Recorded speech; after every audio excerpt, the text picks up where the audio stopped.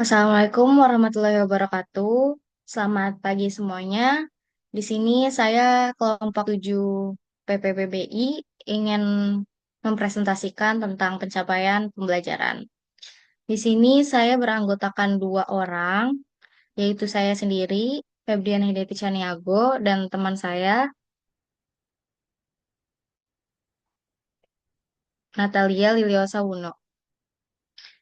Di sini kami akan masuk ke pengertian pencapaian pembelajaran.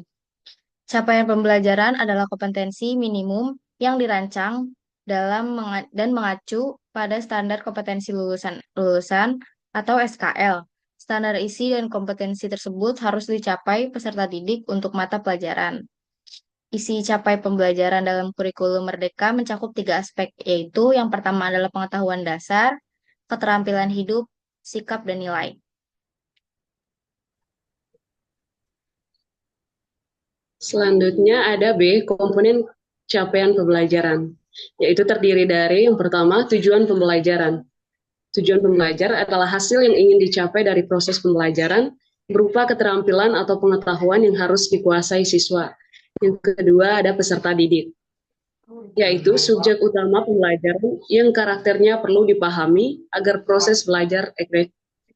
Yang ketiga ada kurikulum dan materi pembelajaran, yaitu rencana dan isi pelajaran yang harus sesuai dengan tujuan dan kebutuhan siswa.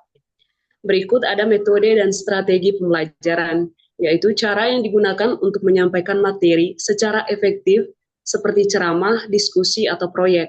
Selanjutnya ada media dan sumber belajar, yaitu alat dan bahan yang membantu dalam penyampaian materi seperti buku, video, atau aplikasi.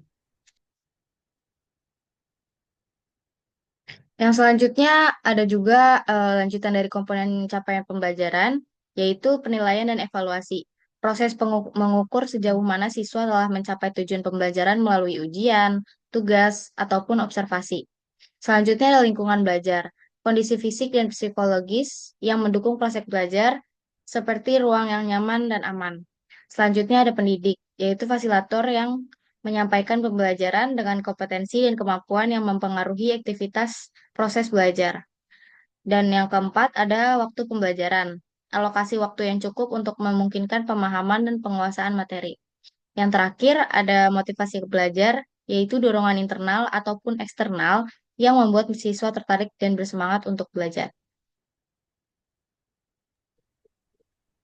Selanjutnya C, strategi mencapai capaian pembelajaran.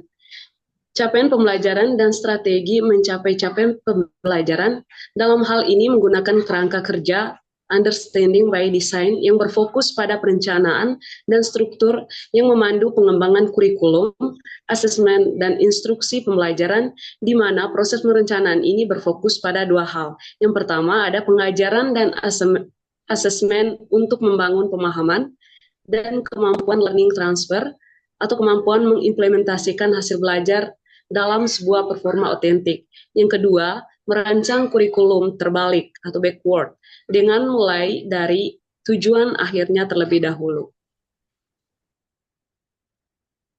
Dan berikutnya ada strategi mencapai capaian pembelajaran. Untuk mencapai pelajaran diperlukan strategi yang efektif dan efisien yang dapat diterapkan antara lain pembelajaran berdiferensiasi, menyesuaikan metode pengajaran dengan kebutuhan dan minat peserta didik. Yang kedua, ada pemanfaatan teknologi, yaitu menggunakan e-learning dan sumber digital untuk meningkatkan interaktivitas. Yang ketiga, ada kolaborasi dan partisipasi aktif, yaitu mendorong kerja kelompok dan diskusi untuk keterampilan sosial. Dan yang keempat, yang terakhir adalah evaluasi dan umpan balik. Memberikan evaluasi berkelanjutan dan umpan balik konstruktif. Berikut kesimpulan. Capaian pembelajaran adalah hasil yang diharapkan dari proses pembelajaran mencakup keterampilan dan pengetahuan yang dikuasai oleh peserta didik. Untuk mencapai capaian pembelajaran, berbagai komponen seperti tujuan pembelajaran, karakteristik peserta didik, kurikulum, metode pengajaran, media penilaian, lingkungan belajar, peran pendidik, alokasi waktu, dan motivasi saling mendukung satu sama lain.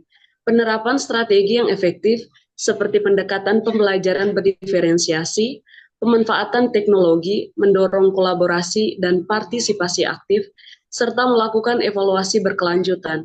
Sangat penting untuk meningkatkan kualitas pembelajaran dengan mengintegrasikan semua komponen dan strategi ini, proses pembelajaran dapat berlangsung secara efektif, sehingga peserta didik mampu mencapai capaian pembelajaran yang diinginkan dengan baik. Dan itulah sekian dari presentasi kelompok 7 yaitu capai pembelajaran. Bila ada salah kata maupun salah ucap, eh, mohon dimaafkan. Wabillahi taufiq wal hidayah. Wassalamualaikum warahmatullahi wabarakatuh. Nah.